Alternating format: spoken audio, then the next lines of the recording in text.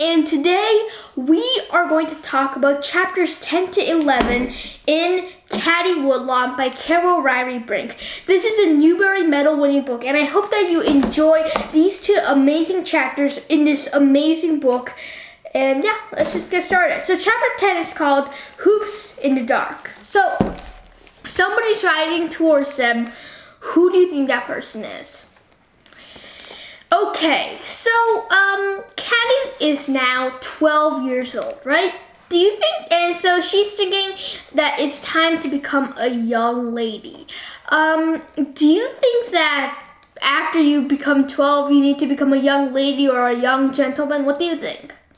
Well, I'm almost 12, and yeah, I mean, up until like, I don't know, high school, I think that you're pretty much okay. So do you think this is a good thing that you know, that we can just live like this, or do you think that this is a bad thing? What do you think? Do you think that the social class is better? And if so, why? Yeah, I don't really like the social class. And now, so her mother says, when I was her age, I could make bread and jelly and 6 kinds of cake, including plum, not to mention all the samplers I have stitched, which anyone may see if they care to look in my marriage chest. And what does Caddie know how to do? So she points out all of the things that she can do. Can you do the things that she can do? No, I cannot make jelly, I cannot make bread, I cannot make cakes, but I mean, we don't really need that anymore unless you want to become a baker or a chef. These days, you just buy them at the nearest supermarket. You know, for those old days, you know, the late 1800s, this was quite a thing. And do you think that Caddie is going to have to start doing these types of things, or do you think that it would be better if she just, you know, stuck to her ways and plowed and did the things that she did best? But if so, what do you think is going to happen to her? I mean, these days, if you do that, you're probably going to end up with a pretty good life, doing something that you're very passionate about. But back then, well, that might not happen. So if you have been Caddie, do you think that you would have been willing to take the risk for your freedom, or do you think that you would consider what do you think? And now, I have a question. What do you think is better? Being able to plow a field, or being able to make bread and jelly and 6 types of cake, including plum, and also stitching samplers? Well, I mean, those are all nice and all. I really like cake and jelly and bread, and I mean, knitting isn't bad either. I mean, sometimes if I get holes in my clothes, which rarely happen, but you know, if that happens, I can always knit it up. Though these days, none of us really knits because we can just go to the nearest clothing store or go online, buy whatever we need. So, yes, of course, we don't really need to knit, but still, in terms of ladyship, Caddie's mother is better at it than Caddie. But like in the real world, Caddie will be better off. So, what do you think? Do you think that anybody will be attracted to her? Or do you think that because she isn't ladylike, nobody will be? What do you think? And Mr. Woodlawn says that Caddie will, quote, see her way soon, unquote. But do you think that she will, at least in Mother's eyes, or do you think that she won't? And then they learn that Nero ran away from Uncle Edmund because he didn't like it in the city. Now, what do you think that Nero is going to do? Do you think that he's going to get lost? Do you think that they're ever going to see him again? Do you think that Nero is going to somehow find his way home? Do you think that Nero will go back to Uncle Edmund? Do you think that somebody took Nero? Do you think they're ever going to see Nero again? Those are a few questions that you should ask yourself. Predict. What do you think that Nero will be seen ever again? So those are a few things that you should predict. And if you had been Caddie, how would you have felt? Would you have felt like, oh well, Nero was a good dog. Sob, sob. Okay, I'm okay. Sure. Oh,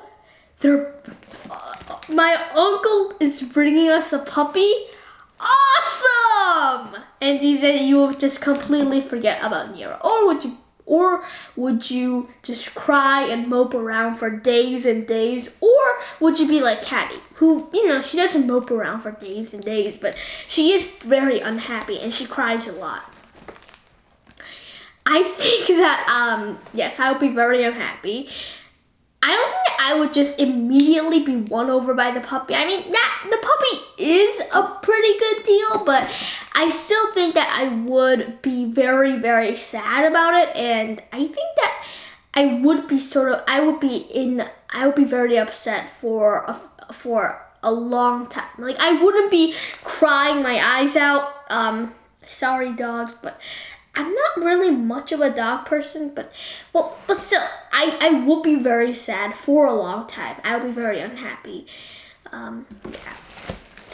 And do you think that it's Uncle Edmund's fault that this happened, or do you think that you can't really pin the blame on him? What do you think? Because, Uncle Edmund is a good person. He had good intentions. So, do you think that it's Uncle Edmund's fault or not?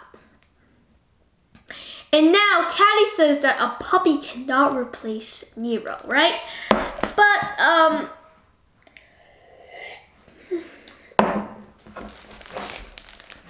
in a way, in a sense, if you train that puppy to become just like Nero, it's sort of, he or she can sort of replace Nero. But still, if you had been Caddie, do you think that you would have thought that a puppy could have replaced Nero? No, I do not think that. And do you think that Nero will find a good home, or do you think that the chances of somebody adopting a stray dog in an already harsh country where a lot of people don't have enough food for themselves, do you think that anybody's going to do that, or do you think that they will see this as an opportunity because Nero might be a good hunting dog, and hunting means food, food means, well, survival. So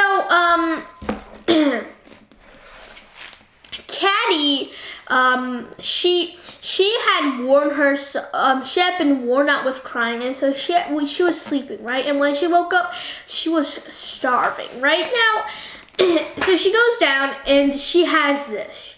She has an apple, cold meat, and warm milk.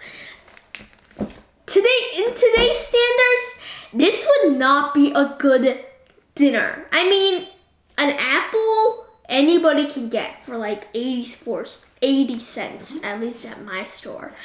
Anybody can get that, like it's like a little over $1 a pound at my store. And so an apple isn't much, right? So you have bread. I mean, the warm milk, I guess, is a pretty good beverage, but bread, an apple, and milk, compared to something like spaghetti or pizza, or just an average dinner with maybe salad and, I don't know, rice or meat. That's actually, hot.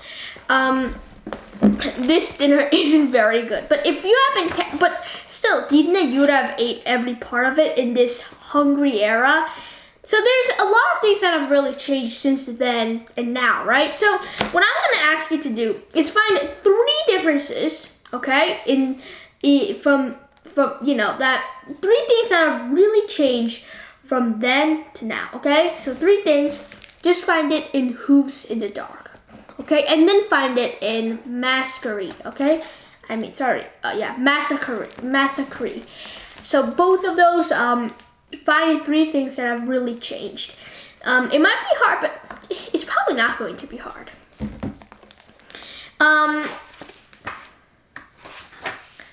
And just then, they began to hear hoofbeats, and then suddenly somebody's knocking frantically on the door. What did you think was going to happen?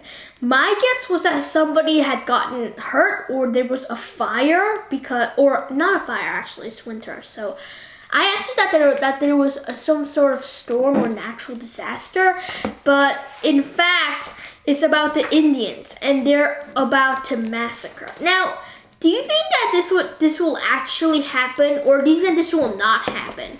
And do you think that the Indians are I'm gonna call them the Native Americans because they are the Native Americans. Do you think that the Native Americans, do you think that they are smart enough not to massacre? What do you think? And if so, how do you think that Caddie and the Woodlawn family will be affected? Well, many people will die. They might die. There will be a lot of raids. Houses will be burned and destroyed, and yeah, there's going to be a lot of fighting, a lot of hunger, and people won't be able to collect food as much. Maybe a few towns will be wiped off the map. Yeah, pretty bad.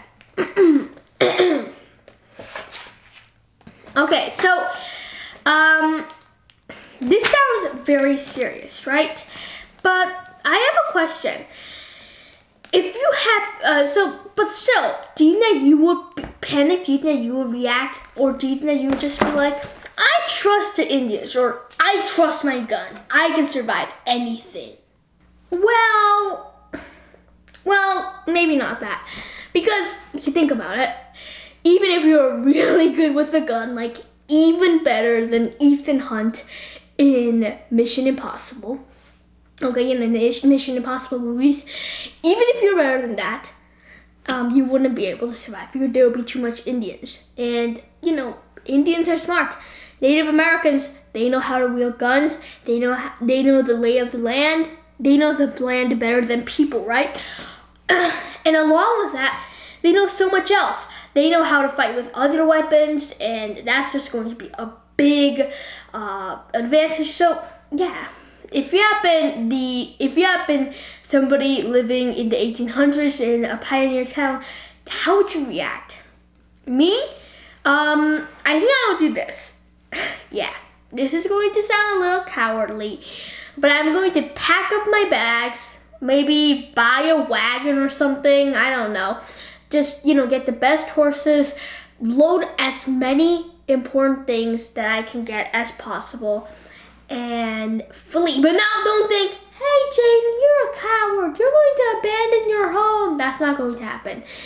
The most important things are going to go away. But the house and a few things are going to stay. And those things will be protected, will be guarded. So of course, at a slight notice, I can escape. Just in case, because I don't want to die. At the same time, on my way out, I can grab a few more things, and my house won't have a lot of possessions in it because I've already pre-planned. And if it doesn't happen, well, it's not like we just ran away, right? I mean, we still have our house. We can just move back in. And so Mrs. Woodlawn is suddenly into the mood, into the spirit of saying, let's help all of these people, right? And she's suddenly working. She's going to start baking, and she's going to start making things. She's already planning. And do you think that she's going to do a good job? I think so. And the word massacre really made the white settlers afraid. Now, if you have been a white settler, and yeah, you've done your research, okay? I know that you have, right? Yes, you have done your research, good. If so, then you know, by research, I mean history research, then you know that many people are afraid. But if you have been a white person, would you have been afraid or not? Like, and yeah, be truthful. It's okay if you're afraid. Like, I will be totally terrified. Though, of course, it's sort of the white settlers' fault, because you know the Indians were living there for thousands of years, and suddenly these guys are like, hey, look at this land. I don't care that people already live here. Let's kick them out, build new homes, and chase them and kill them. Yay! And once those people decide to get their homes back, those people are seen as the criminals. That's totally unfair. And yeah, so they sort of brought it upon themselves. And now, many people, they are afraid, right? And many people began to, they start to hate the Indians. And therefore, they attack the Indians before the Indians can attack them. Would you do that too? No. I would just run for my life. He's saying that I'm a coward. I am a coward. But at least I am a very alive coward. At least I didn't run into battle, kill people, and then die myself. And so a lot of people came, right? Like almost everybody. You know, like dozens and dozens of people. Kids came, mothers came, whole families came. Just young men came. Everybody came, you know? Old widows, babies, everybody, right? And do you think that this Mrs. Woodlawn, who really loves social gatherings, is just loving this, right? She can talk to people, there's a lot of chatter, it's like a party or something. And if you have been Caddie, would you have been okay with all of these people intruding your home? Because yeah, it would be very annoying for people to be sleeping on your bed, to be poking around your house, to be looking at your things, maybe your private things. Do you think you'll be okay with that? No. I'm not even okay with like other family, and by what I mean by other family is, you know, cousins and, you know, relatives. I'm not even comfortable with them coming into the house.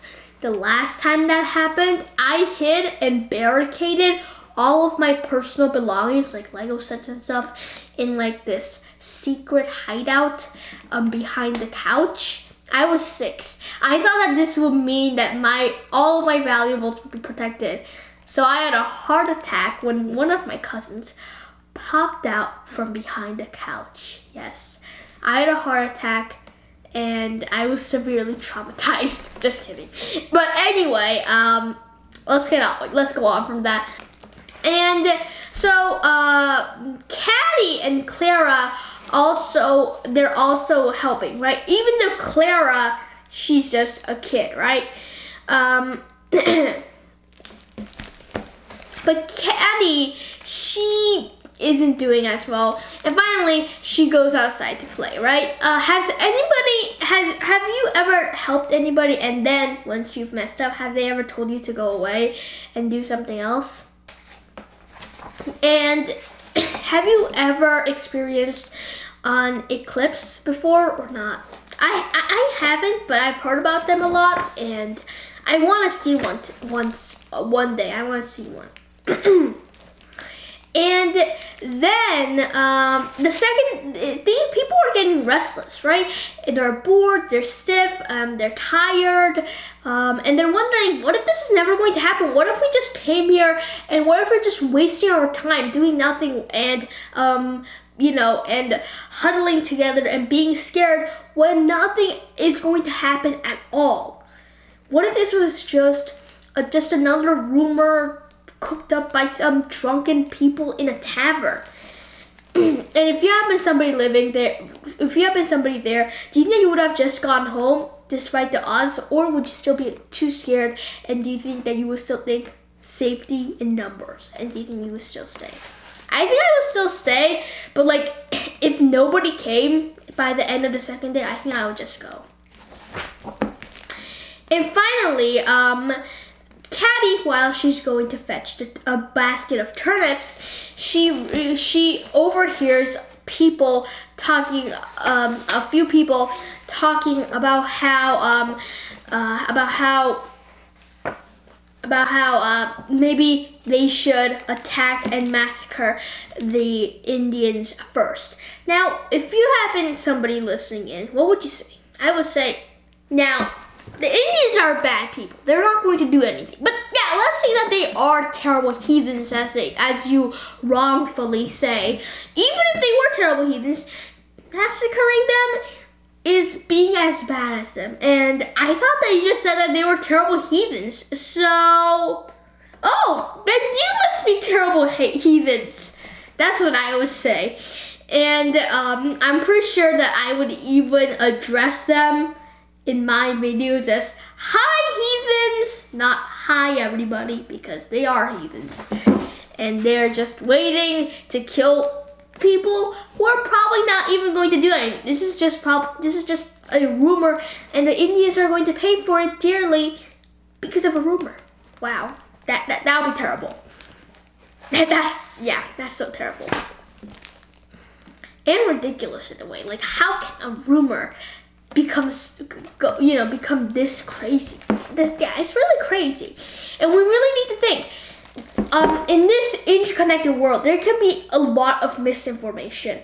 The online internet, even though it is just this treasure trove of knowledge, can also be a place where misinformation can spread like wildfire.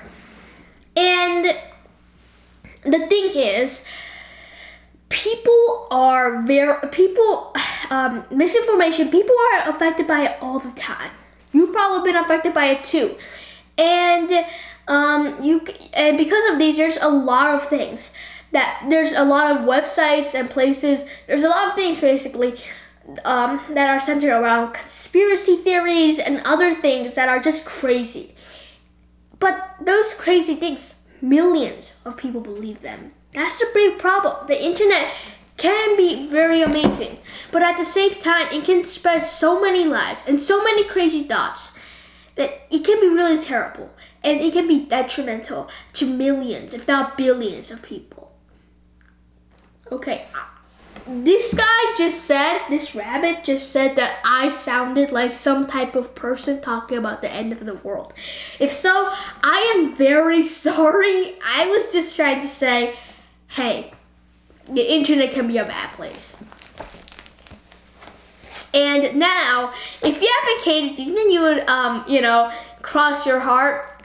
Or do you think you would be like, you can't catch me because I'm Caddie? Yeah, I was not going to say I'm the gingerbread man, because Caddie, unfortunately, is not the gingerbread man. But yeah, I would just run and I would tell everybody. That is, if I was Caddie. I mean, Caddie doesn't really know a lot about the Indians, but Caddie does. And maybe I would trust her judgment, but mostly I would just tell the others, while if I was Caddie, I would try to restrict her from telling the others. Which side do you think is right?